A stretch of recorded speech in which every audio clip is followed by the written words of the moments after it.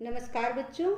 आज हम सब कक्षा 6 की हिंदी भाषा सेतु का पाठ 3 भारत रत्न सचिन का अभ्यास कार्य करेंगे। यहाँ पाठ से संबंधित शब्दार्थ दिया गया है, तो आप इसको यहाँ से नोट कर लें। आगे है प्रश्न अभ्यास, बोध और विचार, बहुविकल्पीय प्रश्न। सही विकल्प चुने, तो आपको इसमें सही विकल्प चुनना है कि कौन सा ऑप्शन सही है। प्रश्न 1 है, 2008 में सचिन को कौन सा सम्मान मिला? तो उत्तर है पद्म विभूषण, यानी ऑप्शन घ सही है।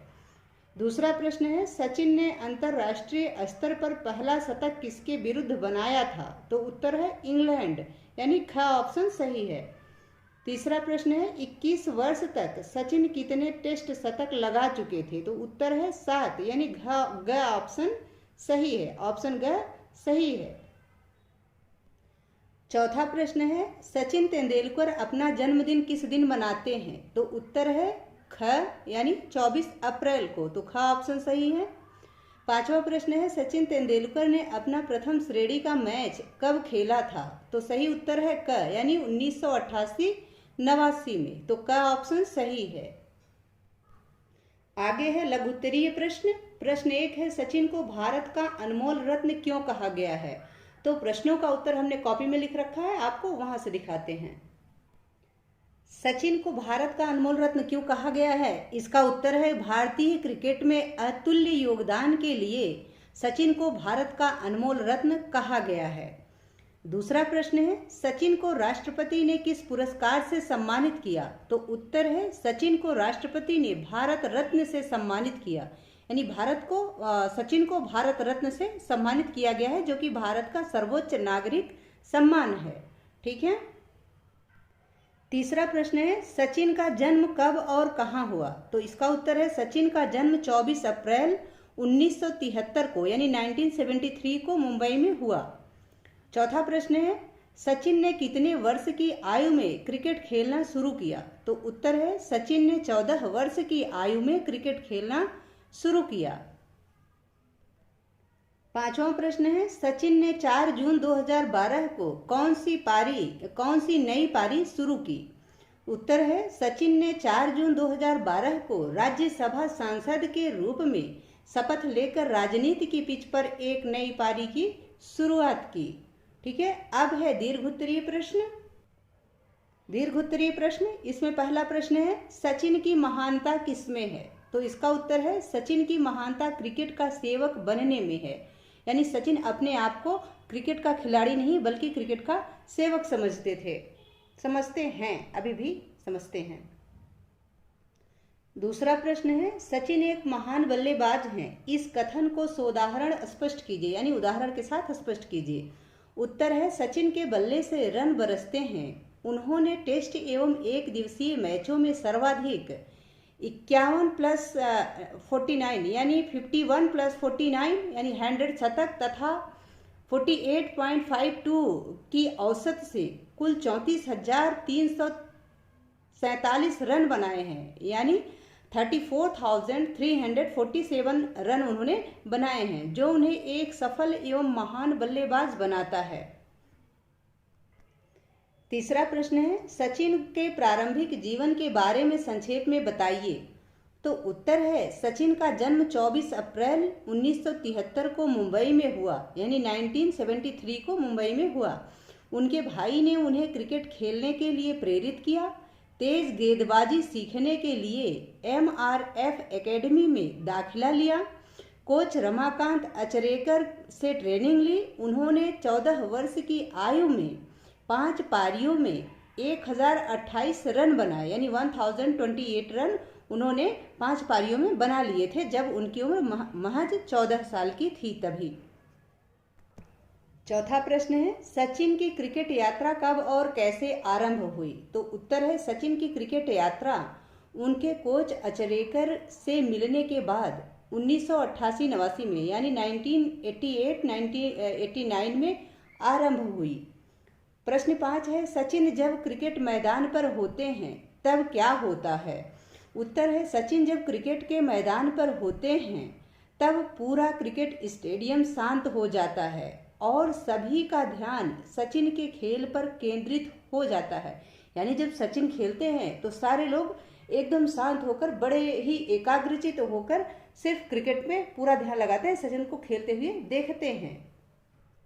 आगे छठा प्रश्न है, कराची टेस्ट मैच में सचिन ने क्या करिश्मा कर दिखाया, यानी ऐसा क्या किया जो करिश्मे के समान था। उत्तर है, कराची टेस्ट मैच में सचिन 16 वर्ष की उम्र में सबसे कम उम्र के टेस्ट मैच खेलने वाले भारतीय खिलाड़ी बने तथा फैसलाबाद में उन्होंने अपना प्रथम अर्धशतक बनाया। ऐसा करने वाले सचिन प्रथम भारतीय खिलाड़ी थे। सातवां प्रश्न है, सचिन की प्रमुख उपलब्धियों का उल्लेख कीजिए।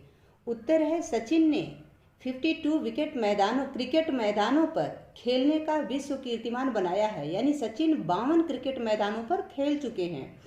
सचिन ने टेस्ट और एक दिवसीय मैचों में सर्वाधिक 34,347 रन बनाए हैं।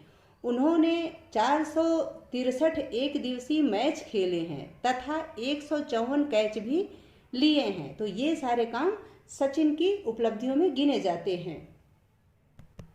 आठवां प्रश्न है, सचिन के व्यक्तिगत जीवन पर प्रकाश डालिए। उत्तर है, सचिन का व्यक्तिगत जीवन सफलतापूर्वक चल रहा है। उनकी पत्नी अंजलि मेहता पेशे से डॉक्टर हैं। उनका एक पुत्र अर्जुन तथा पुत्री सारा है। सचिन धार्मिक प्रवृत्ति के व्यक्ति हैं। वे साईं बाबा के भक्त हैं। उन्हें शांतिप्रिय संगीत सुनने का शौक है। नौवां प्रश्न है, सचिन क्रिकेट खिलाड़ियों को क्या परामर्श देते हैं। तो उत्तर है कि सचिन क्रिकेट के खिलाड़ियों को 5 परामर्श दिए हैं। उन्होंने क्रिकेट के खिलाड़ियों को 5 परामर्श दिए हैं। पहला है एकाग्रता, यानी खेल में एकाग्रता होनी चाहिए। निरंतर अभ्यास, यानी लगातार अभ्यास करते रहना चाहिए। तीसरा है खेल की समझ, यानी अपने खेल की समझ होनी चाहिए। चौथा है खेल कौशल में सुधार, यानी अपने खेल में सुधार करते रहना चाहिए, अपनी गलतियों से सीखते रहना चाहिए। पांचवा है आत्मविश्वास। सचिन के अनुसार पूरे आत्मविश्वास के साथ खेल को खेलना चाहिए। उनका यह भी कहना है कि क्रिकेट या किसी भी खेल को सिर्फ अपना पेशा बनाने के लिए खेलना शुरू मत करो, यानी पेशा बनाने के लिए खेल को मत खेलो, बल्कि देश के लिए खेल को खेलो। 10वां प्रश्न है, सचिन तेंदुलकर का चरित्र चित्रण कीजिए। उत्तर है, सचिन सर्वश्रेष्ठ क्रिकेट खिलाड़ी हैं। वे स्वभाव से विनम्र एवं धार्मिक प्रवृत्ति के हैं। गरीबों को शिक्षा दिलाने में भी वे मदद करते हैं, अर्थात दयावान व्यक्ति हैं। आगे है प्रश्न 11, निम्नलिखित गद्यांश को पढ़कर पूछे गए प्रश्नों के उत्तर दीजिए। सचिन की क्रिकेट यात्रा तब आरंभ हुई जब सचिन के बड़े भाई अजित ने उन्हें प्रख्यात कोच रमाकांत अचरेकर से मिलवाया। आरंभ में सफलता मिलने पर सचिन निराश हो गए। कोच ने उन्हें पुनः क्रिकेट सीखने का मौका दिया। सचिन ने शारदा आश्रम विद्या मंदिर हाई स्कूल में पढ़ाई की। वहीं पर कोच अचरेकर की देखरेख में अपने क्रिकेट का सफर आरंभ किया। तो पहला प्रश्न है, सचिन की क्रिकेट यात्रा शुरू कराने में किसका हाथ था। तो उनके भाई अजित का। ठीक है, इन प्रश्नों का उत्तर भी हमने लिख रखा है, तो आपको हम उसको वहां से दिखाते हैं। ठीक है, ये मैंने ये कर दिया है कि सचिन की ऐसी क्रिकेट की यात्रा कैसे प्रारंभ हुई। ठीक है, पहला प्रश्न है इसमें कि सचिन की क्रिकेट यात्रा शुरू कराने में किसका हाथ था। तो उसका है उनके बड़े भाई अजित का। ठीक है, ख है, सचिन प्रारंभ में क्यों निराश हो गए। तो सचिन प्रारंभ में असफलता से निराश हो गए थे। जब उन्हें सफलता नहीं मिल रही थी तो वो निराश हो गए थे। ग है, सचिन ने अपनी पढ़ाई कहाँ की। तो सचिन ने अपनी पढ़ाई शारदा आश्रम विद्या मंदिर हाई स्कूल मुंबई से की। ठीक है, घ है, सचिन के कोच कौन थे। तो उत्तर है, सचिन के कोच रमाकांत अचरेकर थे। ठीक है, आगे है 12वां प्रश्न, भाव स्पष्ट कीजिए, यानी इन पंक्तियों का क्या भाव है वो आपको स्पष्ट करना है।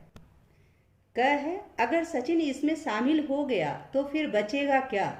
तो इसका भाव यह है कि सचिन मैच फिक्सिंग में कभी भी शामिल नहीं हो सकता। यदि सचिन शामिल हो गया तो फिर क्रिकेट के खेल में कुछ रह ही नहीं जाएगा। ठीक है, ख है, क्रिकेट को लेकर समस्त राष्ट्र की आशाएं उन पर टिकी रहती हैं। तो इसका क्या भाव है। इसका भाव यह है कि सचिन एक महान क्रिकेटर हैं जिससे सभी उनसे अच्छा करने की आशा करते हैं, यानी सभी उनसे अपनी उम्मीदें लगाए रहते हैं कि सचिन है तो खेल अच्छा होगा। ग है, उन्होंने पहली बार संकेत दिया कि वे अपने जीवन में सिर्फ बल्ले से ही अपनी प्रतिक्रिया जताएंगे। तो इसका भाव यह है कि सचिन किसी भी बात का जवाब मैदान पर खेलते हुए अपने बल्ले से देना पसंद करते हैं, यानी वो लड़ाई झगड़े में विश्वास नहीं करते बल्कि बल्ले के द्वारा अपना जवाब देना पसंद करते हैं। घ है, स्पोर्टिंग जीनियस। सचिन ऐसे ही दुर्लभ क्रिकेटर हैं और हम खुद को सम्मानित महसूस करते हैं कि हमने उन्हें खेलते हुए देखा है। इसका भाव है कि सचिन जैसे महान क्रिकेटर को जिसने भी खेलते हुए देखा है वह खुद को गौरवान्वित महसूस करता है, क्योंकि वे बहुत ही महान हैं और वो खेल के जादूगर हैं, एक तरीके से क्रिकेट के जादूगर हैं और लोगों ने तो उन्हें क्रिकेट का भगवान तक कह ही दिया है। आगे है भाषा बोधन। तो पहला प्रश्न है इसमें भाववाचक संज्ञा, जैसे महानता, गरिमा, सफलता, गौरव, भव्यता, चतुरता, ये सारे भाववाचक संज्ञाएं हैं। तो आप भी 4 भाववाचक संज्ञाएं लिखिए। तो उत्तर है बुराई, खुशी, क्रोध, सुंदरता। तो ये चारों भी भाववाचक संज्ञा के ही उदाहरण है। बुराई भी भाववाचक संज्ञा है, खुशी भी, क्रोध भी, सुंदरता भी। ठीक है। आगे है दूसरा प्रश्न, उपसर्ग प्रत्यय।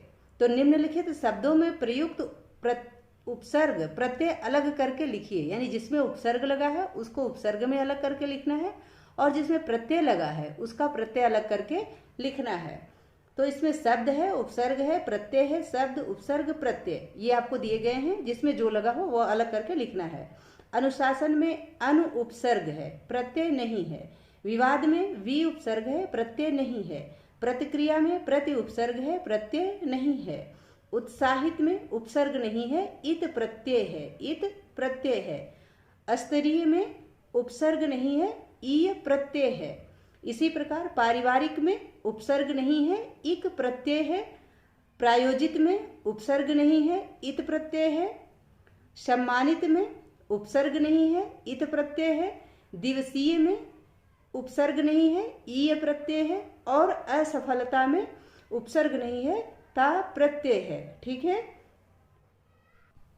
तीसरा प्रश्न है क्रियाकाल।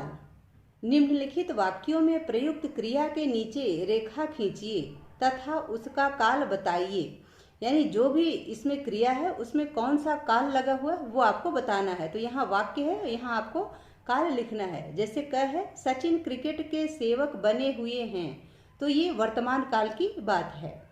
ख है, वे सिर्फ बाधाएं ही नहीं देख पा रहे थे, ये भूतकाल की बात है। ग है, वे आत्मविश्वास के साथ खेलते हैं, यह वर्तमान काल की बात है।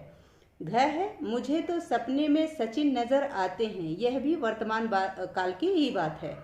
ङ है, सचिन अभी बहुत अच्छा खेलेंगे, तो ये भविष्यत काल की बात है, यानी भविष्य में वे अच्छा ही खेलेंगे।